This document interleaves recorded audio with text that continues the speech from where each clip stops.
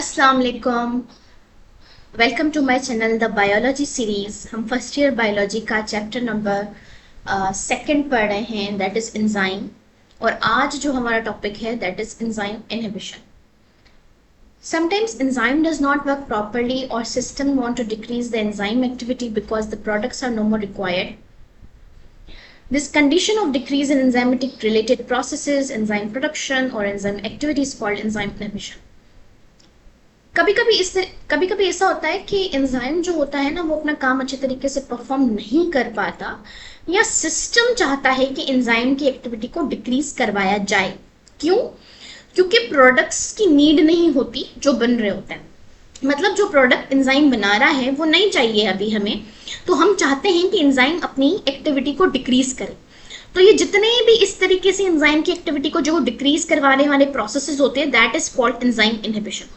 यानी जब हम चाहते हैं कि एंजाइम अपना काम नहीं करे या एंजाइम अपनी एक्टिविटी बंद कर दे, that is called inhibition. So there are three types of enzyme inhibition. पहला है competitive inhibition, non competitive inhibition and uncompetitive inhibition. Substance which decrease the activity of an enzyme are called inhibitors। ऐसे substance जो enzyme की activity को decrease करवा दे उन्हें हम inhibitors कहते हैं, आप सबको पता है। Inhibitor may act by combining directly with the enzyme or they may react with the activators। अब यहाँ पर बात थोड़ी समझने की है। अब जो इनहिबिटर होता है ना, वो या तो एंजाइम के साथ डायरेक्टली बाइंड हो जाता है और एंजाइम की एक्टिविटी को बंद करवा सकता है, एक ये भी ऑप्शन है। दूसरा ऑप्शन ये है कि एंजाइम जो इनहिबिटर है वो एक्टिवेटर के साथ बाइंड हो जाए, जिसकी वजह से एक्टिवेटर अवेलेबल ही ना रहे एंजाइम के लिए, तो इस तरीके से भी एक्टिविटी बंद करवाई जा सकती है। कैसे? देखें, एक्टिवेटर आपको पता है कि ऐसे सब्सटेंसेस जो एंजाइम की एक्टिविटी को इंक्रीज करते हैं, सही है, और इनहिबिटर्स ऐसे सब्सटेंस जो एंजाइम की एक्टिविटी को डिक्रीज करवाते हैं। अब देखें, समझें, एक्टिवेटर इज द पढ़ने वाला बच्चा। एक्टिवेटर जो है पढ़ने वाला बच्चा है और इनहिबिटर जो है उसको डिस्ट्रैक्ट कर रहा है। तो एक्टिवेटर जब बेचारा जा रहा है एंजाइम के पास, तो ये क्या कर रहा है, एक्टिवेटर को अपनी बातों में लगाकर और फिर उसके साथ चिपक जा रहा है, जिसकी वजह से एक्टिवेटर अवेलेबल ही नहीं हो रहा कि वो अपनी आकर एंजाइम पर आकर अपना काम परफॉर्म करे। इस तरीके से भी एंजाइम इनहिबिशन हो सकती है। ठीक है, ये इन्होंने कहा है। अब चलते हैं अपनी कॉम्पिटिटिव इनहिबिशन के ऊपर। The type of inhibition occurs by the molecules which are very similar to the substrate and bind to active site instead of original substrate। ऐसी टाइप ऑफ इनहिबिशन जहां पर मॉलिक्यूल्स जो हैं बिल्कुल सेम हो substrate जैसे, यानी जो इनहिबिटर्स होते हैं ना वो बिल्कुल सबस्ट्रेट जैसा हो और फिर वो बाइंड हो जाए और उसकी ओरिजिनल सबस्ट्रेट की जगह पर, उसको ऐसी इनहिबिशन को हम कॉम्पिटिटिव इनहिबिशन कहते हैं। किस तरीके से होती है, यहां पर देखें, ये आपका एंजाइम है, ठीक है, and this is the substrate and this is the inhibitor. अब देखिए, सबस्ट्रेट और इनहिबिटर की शक्लें बिल्कुल मिल रही हैं। जो इनहिबिटर है ना वो बिल्कुल सबस्ट्रेट जैसा है। अब होगा क्या, एंजाइम के ऊपर आके ये इनहिबिटर बैठ जाए। जैसे ही बैठ जाएगा तो एंजाइम की एक्टिव साइड हो जाएगी ब्लॉक। जैसे ही ब्लॉक हो जाएगी तो क्या एंजाइम प्रोडक्ट में कन्वर्ट कर सकेगा इनहिबिटर को? नहीं, क्योंकि एंजाइम के पास एबिलिटी है सबस्ट्रेट को प्रोडक्ट में कन्वर्ट करने की, ना कि इनहिबिटर को। लेकिन वो यहाँ पर आके बैठ गया है क्योंकि वो बिल्कुल सबस्ट्रेट जैसा है दिखने में, तो उसने एक्टिव साइट को बंद कर दिया। जैसे ही बंद कर दिया तो ऐसी इनहिबिशन को हम कॉम्पिटिटिव इनहिबिशन कहते हैं। कॉम्पिटिटिव क्यों? क्योंकि ये देखो उसको कॉम्पिटिशन कर रहा है, ऐसे कंपीट कर रहा है सबस्ट्रेट के साथ कि भाई ये देखो मैं आके तुम्हारी जगह पर बैठ गया हूँ बिकॉज ये बिल्कुल इसकी तरह ही दिखता है। ठीक है, तो इस तरीके से कॉम्पिटिटिव इनहिबिशन होती है। These molecules block active site। ये molecules active site को ब्लॉक कर देते हैं, जिसकी वजह से एक्चुअल सबस्ट्रेट आकर एक्टिव वहां पर आके नहीं बैठ सकता। अब पेनिसिलिन का इन्होंने एग्जांपल दिया है कि penicillin is a competitive inhibitor which block the enzyme which is responsible to construct bacterial cell wall. यहाँ पे इन्होंने एग्जाम्पल दिया है कि कॉम्पिटिटिव इनहिबिशन कहाँ पर होती है। तो पेनिसिलिन एक एंटीबायोटिक होती है, तो वो क्या करती है, वो कॉम्पिटिटिव इनहिबिशन की कॉम्पिटिटिव इनहिबिटर की तरह एक्ट करती है और वो उस एंजाइम की एक्टिव साइट को ब्लॉक कर देती है जो बैक्टीरियल सेल वॉल बना रहा होता है। तो जो बैक्टीरियल सेल वॉल बना रहा होता है ना, उसके एंजाइम को आकर ये पेनिसिलिन ब्लॉक कर देती है through competitive inhibition. If this inhibition is reversible, कह रहा है ये जो है इनहिबिशन को रिवर्स किया जा सकता है, लाइक इसको ओवरकम किया जा सकता है, लाइक हम इसको कंट्रोल कर सकते हैं। कैसे?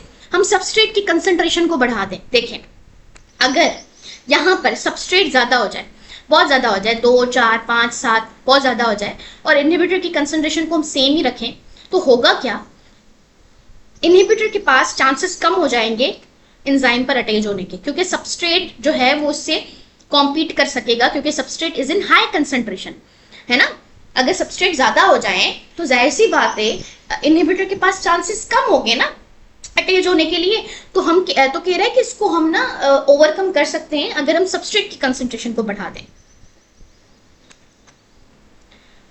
ओके, नाउ ये वही बात हो गई।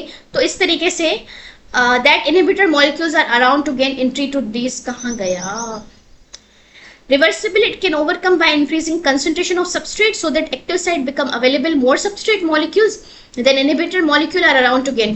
तो वही बात हो रही है कि substrate के molecules जो है वो ज्यादा होंगे, जिसकी वजह से inhibitor के molecules को entry जो है मुश्किल मिलेगी। तो ये होता है competitive, compete कर रहा है inhibitor। अब है non competitive inhibition। अब ये क्या होता है, the non competitive inhibition is the type of inhibition when a molecule bind with the enzyme at any site except the active site। अब वहां पे क्या था, एंजाइम जो है कॉम्पीट कर रहा था और एक्टिव साइट पर ही बाइंड हो रहा था वो इनहिबिटर, सॉरी एंजाइम नहीं इनहिबिटर। यहाँ पे क्या करेगा, इनहिबिटर बोलेगा भाई कंपटीशन नहीं करना मुझे, मैं क्या करता हूँ एक्टिव साइट के अलावा किसी और साइट पर जाके अटैच हो जाता हूँ, एंड दैट और site is called allosteric site. आप सबको पता है क्योंकि मैं पिछले वीडियोस में बहुत अच्छे तरीके से इसको समझा चुकी हूँ।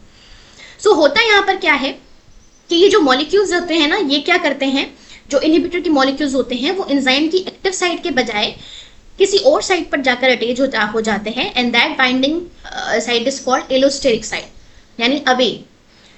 This interaction cause the enzyme molecule to change the shape, reading the active site and respective to the substrate, और leaving the enzyme less effective at catalysing for the conversion of substrate to product. अब देखें यहाँ पर मैंने एक rough tough picture बनाई है।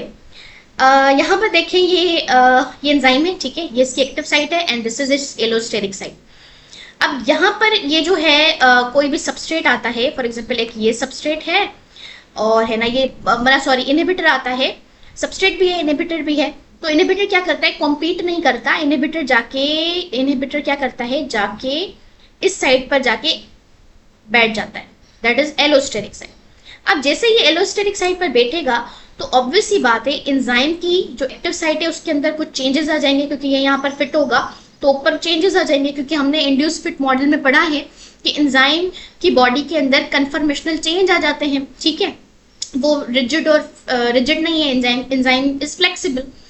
तो यहाँ पर जो है वो आके बैठेगा जैसे एलोस्टेरिक साइट पे, तो एक्टिव साइट के अंदर कुछ चेंजेस आ जाएंगे, जिसकी वजह से एक्टिव साइट की शेप पहले जैसी नहीं रहेगी, तो ये फिर आकर अटैच नहीं हो सकेगा, या फिर सबस्ट्रेट जो है बेचारा यहाँ पे बोलेगा अरे ये कैसे हो गया, यहाँ पे तो मैं बैठ ही नहीं सकता, या इस तरीके से एक्टिव साइट को ना लेस इफेक्टिव छोड़ देगा, तो जिसकी वजह से सबस्ट्रेट आके बैठ नहीं पाएगा और फिर इस तरीके से भी इनहिबिशन हो सकती है।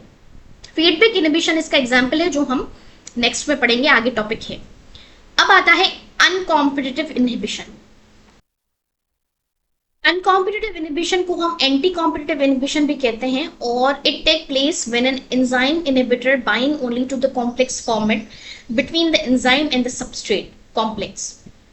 अब थोड़ा पीछे चलते हैं, देखें यहाँ पर अब नॉन कॉम्पिटिटिव क्या था, अनकॉम्पिटिटिव इनहिबिशन जो है वो कहाँ पर होती है, वो इनहिबिटर आके इस पोजीशन पर ये जो है ना एंजाइम सबस्ट्रेट कॉम्प्लेक्स वाली पोजीशन, इस पोजीशन पर आकर बाइंड हो जाता है एंजाइम के साथ। समझ आया? मना एंजाइम जो अपना काम परफॉर्म कर रहा है, एंजाइम प्रोडक्ट में कन्वर्ट कर रहा है सबस्ट्रेट को, लेकिन वो स्पेसिफिकली जब एंजाइम सबस्ट्रेट कॉम्प्लेक्स बनता है, यानी जब एंजाइम के ऊपर आकर सबस्ट्रेट बैठ जाता है, इस पोजीशन पर आकर ये अटैच हो जाता है इनहिबिटर एंजाइम के साथ। तो यहाँ पे कह रहा है कि इट टेक प्लेस, ये तभी होता है जब एंजाइम इनहिबिटर बाइंड हो जाता है किस कॉम्प्लेक्स फॉर्मेट पर, एंजाइम सबस्ट्रेट कॉम्प्लेक्स फॉर्मेट पर। तो इसकी वजह से होता क्या है, सबस्ट्रेट जो है वो प्रोडक्ट में कन्वर्ट नहीं हो पाता क्योंकि already it is attached with the inhibitor. So this type of inhibition typically occurs in the reaction with two or more substrate complex। तो यहाँ पर कह रहा है जब ज्यादा सबस्ट्रेट या ज्यादा प्रोडक्ट होते हैं ना, तो उस कंडीशन में ये उस कंडीशंस में ये ऐसा होता है अनकॉम्पिटिटिव इनहिबिशन। और ये कहाँ पर बाइंड हो जाता है, एंजाइम सबस्ट्रेट कॉम्प्लेक्स पर इनहिबिटर बाइंड हो जाता है।